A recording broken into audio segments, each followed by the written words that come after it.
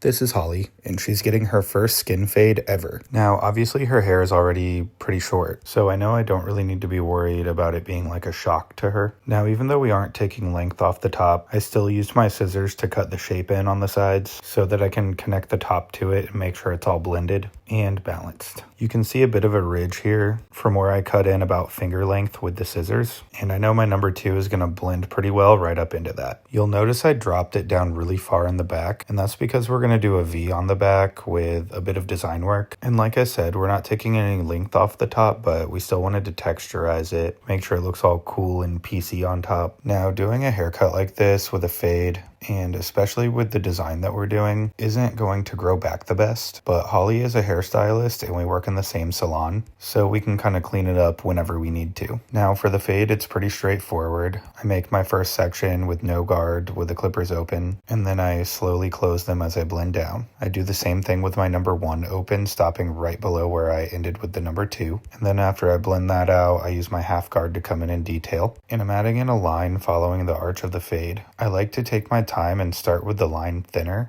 and not cutting all the way down to the scalp right away. That way I'm clearing some bulk away, so it's a little easier to get a nice sharp line, and I feel like it helps prevent mistakes. What I've really been liking lately is having the line stop following the arch at the back and cutting into the longer, bulky hair. It's different than what would typically go on a haircut like this, and it gives it sort of like an intentional ledge kind of look on the back. I saw someone else do it a few months back and I really liked it, so I've been trying to put it on as many haircuts as I can. After the line goes in, you can really see the remaining dark spots on the fade, so I just detailed those out with my texture scissors and some point cutting. And after that, it is time to style. So I will be starting with some Forte sea salt spray and sprayed it on damp hair. This stuff smells amazing, by the way. And then I dried her hair with the diffuser. This is an easy way to get a nice messy look with good texture. And to really lock in that texture and add some more hold, I'm using Forte Chrome Clay. When I apply a product like this, I get it all the way through my hands and even in between my fingers. And I make sure I can't see the products on my hands anymore before applying. Also, it's more forgiving if you start in the back and work your way forward. It's more forgiving so you won't mess up your hair as easily. Holly absolutely loves her new haircut, and so do I. I think it looks sick on her.